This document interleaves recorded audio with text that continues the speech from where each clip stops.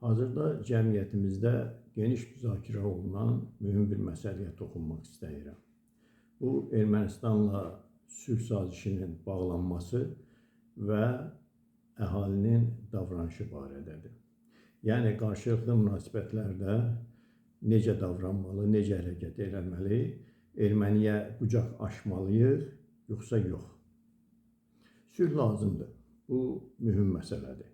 Yəni, biz ermənini buradan nə tam qova bilmərik qonşuluğumuzdan, nə də başqa bir düşmənçilik edib müharibəni davam etdirə bilmərik. Bu, absurd bir məsələdir.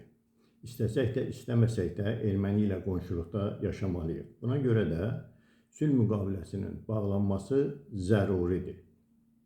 Lakin sülh müqaviləsinin bağlanması o deməkdirmi ki, biz bugün sülhdən danışıb dərhal da erməniyə qucaq açmalı, onunla sirdaş olmalıyıq. Kim belə düşünürsə, o yanlış yoldadır. Çünki tarixən biz erməni, yəni erməni adlı millətin nümayəndələrini dəfələrlə sınaqdan keçirmişik. Və onlar həmişə etibarsız çıxıblar. Düzdür, mən də bir fikirlə razıyam ki, erməni də insandır. O da bir millətdir, yaşamaq hüququ var. Lakin o millət həmişə başqa, daha güclü, mənən güclü millətlərin əlində bir oyuncağa çevrilir.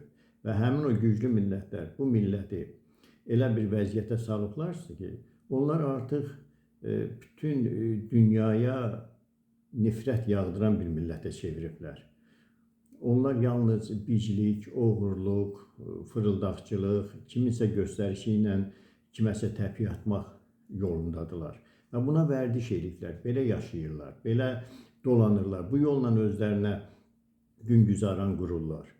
Buna görə də erməninin şirin dilinə aldanmaq olmaz. Onlar günü sabah sülh müqaviləsi bağlanan kimi yenə bizlə qardaş olmağa, ara filan kəscan deyə yaxınlıq edəcəklər. Sözüm yoxdur, biz onlarla əlaqə qurmalıyıq, biz onlarla əməkdaşlıq eləməliyik. Amma gərək ehtiyat əldən buraxmayaq. Yəni, onlara qucaq açıb, onlarla sirdaş olmaq çox təhlükəlidir. Bugün onlar sirdaş olur, sabah isə bıçağı arxadan vururlar. Bu mənada hazırda Samirə adlı Azərbaycanlı bir müğənninin hərəkətləri cəmiyyətimiz tərəfindən qəbul olunmur. Bunu bütün demək ki, siyasi şərhçilər, qazilər, şəhid övladları, Qarabağ müharibəsi iştirakçıları qınayır. O cümlədən Azad Vətən Partiyasının sədri Akif Nağı da bu müğənninin hərəkətinə çox ciddi bir reaksiya göstərib.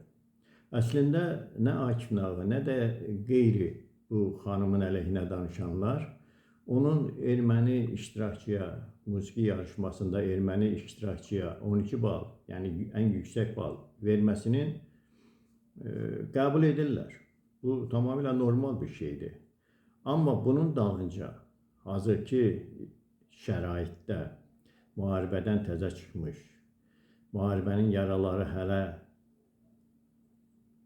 aradan qalxmamış, şəhid analarının ürəyini dağlayan hissləri hələ də yaşayan bir millətin nümayəndəsi gedib ermənini qucaqlaması, üstəlik də onu öpməsi, mən düşünürəm ki, etik cəhətdən heç cür düzgün deyil. Heç bir mənəvi meyara sığmır.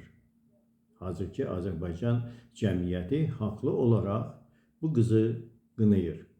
Məsələn, Akif Nağının paylaşımına görə bu xanım müğənniciyəz elan edib ki, onu məhkəməyə verəcək. Güya Akif Nağı onu təhqir edir.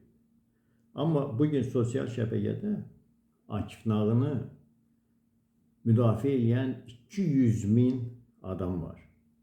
Bu 200.000 tələb eləyir ki, o xanım məhkəməni keçirsin Məhkəmə hansı gün isə biz gələcəyik ora. Yəni bu təhdid eləmək, qorxutmaq mənasında deyil. Sadəcə olaraq həqiqəti, reallığı müdafiə etmək mənasındadır. Buna görə də bugün biz, yəni Azərbaycan cəmiyyəti bu kimi məsələlərə həssas yanaşmalı, diqqətli olmalı, bilməliyik ki, düşmənimiz kimdir, dostumuz kimdir, kimlə sirdaş olmaq olar, kimlə əməkdaşlıq eləmək olar. Bu qədər.